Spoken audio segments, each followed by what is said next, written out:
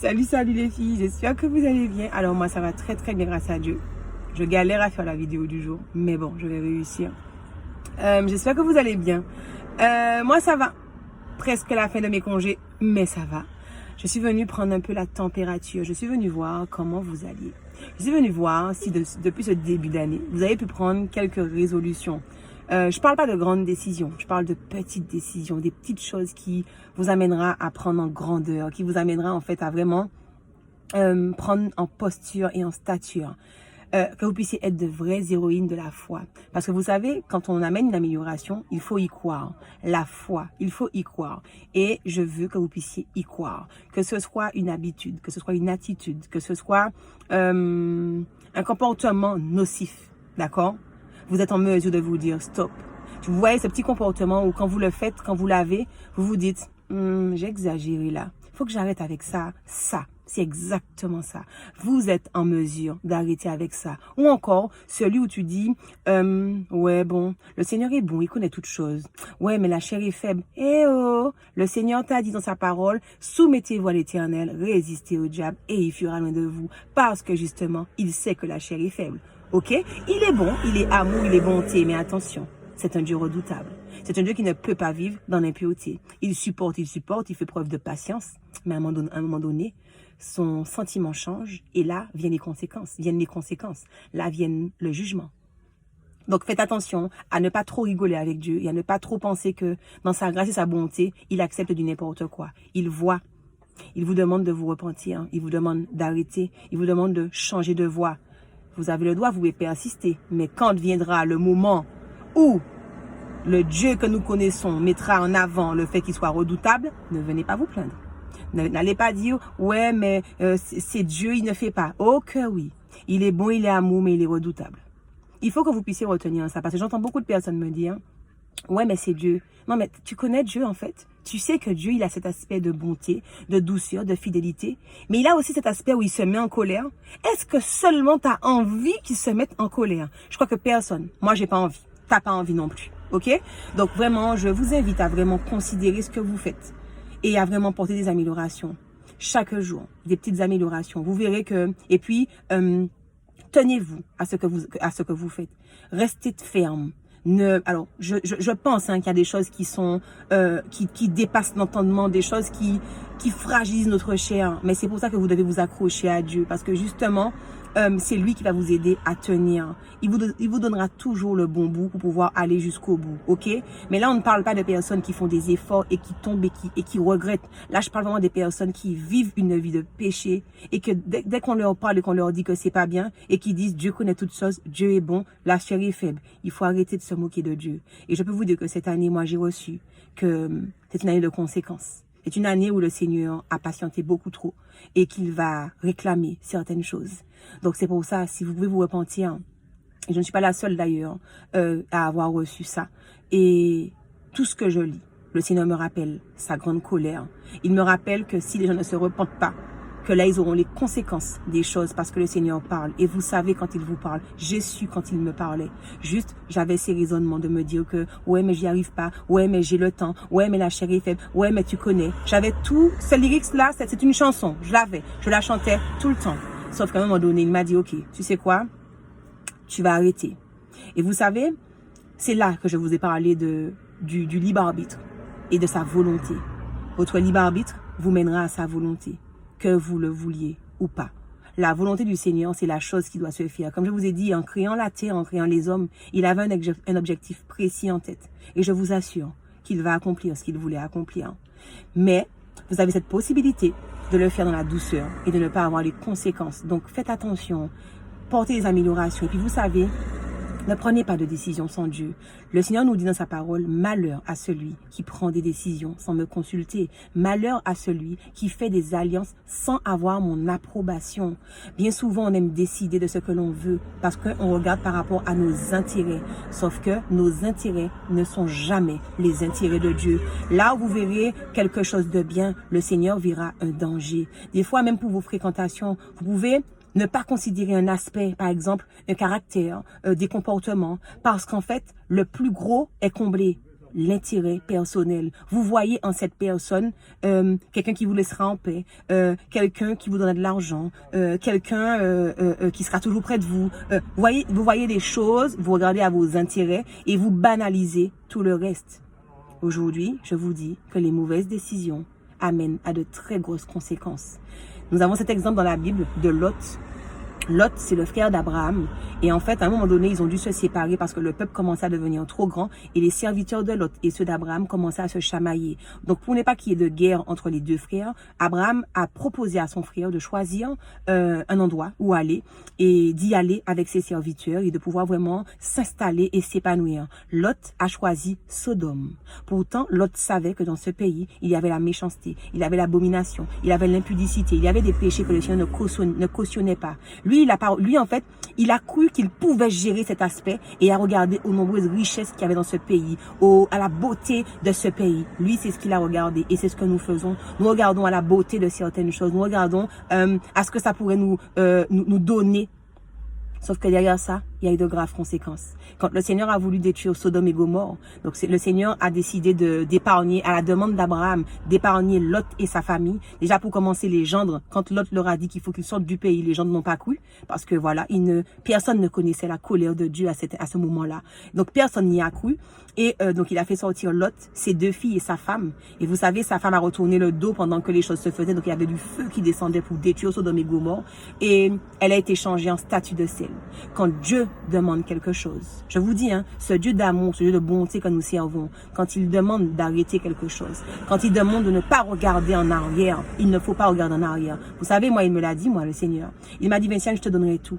Tu auras toutes les bénédictions. Par contre, si tu retournes dans ta vie d'avant, c'est la mort. Il me l'a dit 2 fois. Croyez-moi que de la même façon que je crois aux bénédictions qu'il va me donner, je crois aussi à l'avertissement qu'il m'a fait. Donc, je ne vais pas prendre le risque de désobéir à Dieu. Parce que je sais que Dieu est amour, mais que Dieu est redoutable également. Et que quand il fait éclater sa colère et quand il dit quelque chose, il le fait. Donc, je sais qu'on s'approche bien souvent de Dieu pour pouvoir résoudre des problèmes, pour pouvoir avoir des choses. C'est bien parce qu'il nous demande de pouvoir vraiment nous adresser à lui. Mais il faut arrêter de faire que ça. Adressez-vous à Dieu pour savoir quelle est sa volonté pour votre vie, parce que sa volonté sera toujours la bonne, ok? Arrêtez de vivre tout simplement, de faire des choses et de dire, bon, voilà, ça va comme ça. Non, ça va pas comme ça, parce que si vous analysez votre vie, est-ce que votre vie correspond à ce que Dieu veut? Si quand Dieu vous parle, vous ne faites pas les choses, est-ce que vous vous rendez compte qu'à un moment donné, il va arrêter de parler et que là, la sentence va venir? Il faut vraiment que vous en soyez consciente. Désolée, vous auriez voulu peut-être que je prêche des choses jolies, des jolies choses, mais je dois vous dire la vérité. Dieu est un Dieu d'amour, mais Dieu est un Dieu aussi qui n'aime pas l'impureté. Et sa personne même est contre l'iniquité. Et comme il est contre l'iniquité, à travers ça, il y a des punitions. Il y a des punitions. Moi, je suis passée par le feu. Je suis passée par le feu parce que je n'ai pas décidé d'obéir. Dieu merci. La maladie qui menaçait ma vie a quitté ma vie. Dieu merci. Je n'ai pas mis fin à mes jours. Dieu merci. Je n'ai pas mis fin à mes jours. Mais Dieu merci. Mais si j'avais fait, là, j'aurais perdu mon salut. Pour commencer. Et puis, si j'avais continué la vie que je menais là, même si je ne m'étais pas donné la mort, quelle aurait été ma vie en fait? J'étais malheureuse. Je pleurais tout le temps. Il n'y a rien qui m'apportait du bonheur. Les quelques moments de bonheur, c'était avec mes amis, mais une fois que j'étais plus avec elles, j'étais malheureuse. Mais c'était ça la vie que je menais. Mais non, aujourd'hui, c'est vrai que le Seigneur m'a mise à part. Je pense que c'est par rapport à ce qu'il veut que je fasse pour lui. J'ai pas perdu mes amis. Dieu merci, elles le comprennent et elles continuent à m'accepter et à m'aimer tel que je suis. Et je dis au Seigneur merci parce que c'est ça, les amitiés. Les amitiés ne doivent pas varier par rapport au fait que l'on vous voit plus souvent ou qu'on ne vous voit pas beaucoup. Mes amis acceptent ma démarche. Mes amis acceptent ma vie. Mes amis me soutiennent. Si vos amis ne sont pas capables d'accepter que vous devez changer telle chose, et elles vous disent, ah ouais, tu entres dans une secte, séparez-vous de ces amis-là. Elles ne vous apporteront que des problèmes. Et puis vous savez quoi? Dieu fait ça tout seul. Vous savez, quand le Seigneur m'a demandé de ne plus avoir de téléphone, il a fait un tri naturel dans mon répertoire. Un tri naturel dans mon répertoire. La seule chose qu'il m'a demandé, c'est plus aucun numéro d'homme dans mon répertoire. Plus aucun numéro d'homme dans mon répertoire. Parce qu'il est en train de me préparer pour ma vie de femme, d'épouse. Il m'a dit ça. Ça, c'est OK. Au sujet des femmes, progressivement, il met dans mon cœur le nom des personnes qui doivent avoir mon numéro. Je parle des femmes parce que les hommes, c'est banni, mais les femmes. Et chaque fois que le Seigneur me demande de rajouter quelqu'un, il sait pourquoi il le fait. J'obéis à Dieu. Ce n'est pas grave si les autres personnes pensent des choses. Vous savez pourquoi? Parce que ces personnes qui penseront à mon sujet, ce ne sont pas des personnes qui m'emmèneront là où je dois aller avec Dieu. Ces personnes qui vont vous juger, ces personnes qui vont vous critiquer, ces personnes qui vont décider de colporter des choses à votre sujet. Vous pensez qu'ils auront un impact dans votre destinée? Non, je vous redis les choses. Le Seigneur a une volonté pour votre vie et elle s'accomplira, que les gens le veuillent ou que les gens ne le veulent pas. Est-ce que vous avez compris ça un peu?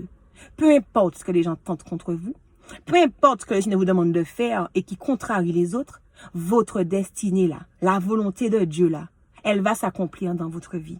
Et ça, vous devez être focus dessus. Vous savez, ce sur quoi vous devez vous concentrer essentiellement, c'est votre caractère. Ce caractère-là que vous allez former sur la terre sera le caractère que vous aurez au ciel, premièrement. Ce caractère-là que vous aurez sur la terre sera le caractère qui fera entrer les bénédictions dans votre vie, les bonnes personnes dans votre vie, votre époux, le travail, tout ce que vous voulez. Même si aujourd'hui vous êtes convaincu que là où vous travaillez, c'est le bon endroit, Dieu, s'il vous demande de partir, partez. Parce qu'il savait déjà qu'il vous aurait demandé de partir et il savait qu'il vous aurait placé en quelque part. N'hésitez pas, ne soyez pas pour vos intérêts. Le Seigneur nous dit qu'est-ce qui est impossible à lui de faire. Rien ne lui est impossible. Et il a posé cette question à Abraham et à Sarah, sa femme. Il leur a dit qu'ils auraient un enfant. Sauf que Sarah avait 99 ans et Abraham avait 100 ans. Ils ont rigolé. Le Seigneur leur a demandé, mais pourquoi vous rigolez? Vous pensez que c'est impossible pour moi de faire ça? Elle a eu son fils, Isaac, à 99 ans. OK? Donc, j'ai envie de te dire, t'as pas 99 ans. D'accord? Et même si tu avais 99 ans, si Dieu dit que tu auras un enfant, tu l'auras. Si Dieu dit que tu auras ton travail, tu l'auras. Si Dieu dit que tu auras ta maison, alors que les banques te disent que tu es trop âgé pour pouvoir faire ton prêt, tu l'auras. Pourquoi? Parce que rien n'était possible à Dieu. Je ne sais pas ce qu'on vous a dit qui est impossible. Je ne sais pas dans quoi vous êtes enfermé là et que vous êtes en train de vous morfondre. Sortez dans ça. Vous pouvez servir le Dieu de l'impossible. Arrêtez de servir cet ange déchu qui ne vous sert à rien et qui vous enfonce dans votre état de solitude, de tristesse, de désarroi. Servez le vrai Dieu, le seul Dieu, celui qui appelle à l'existence ce qui n'existe pas. Dans sa parole, il dit, quand il dit, la chose arrive, quand il ordonne, elle existe. Il peut ordonner pour toi beaucoup de choses. Il y a une relation dans laquelle tu n'arrives pas à sortir. Demande à Dieu de te sortir de là. Et surtout, sois ferme. Dieu nous donne des petits coups de main. Mais il attend aussi que nous puissions faire des efforts. Arrêtez de penser que Dieu va vous mâcher le travail. Non. S'il a besoin que vous puissiez grandir, il ne peut pas vous mâcher le travail. Il y a une partie qui sera de votre côté. Faites-le.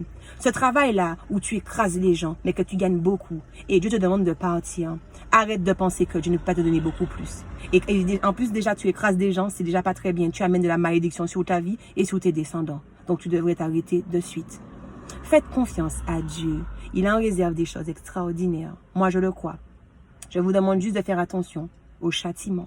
Cette année est une année où le Seigneur va demander des comptes. Je vous souhaite de passer une excellente fin d'après-midi et je vous fais des bisous les filles. Ciao, ciao.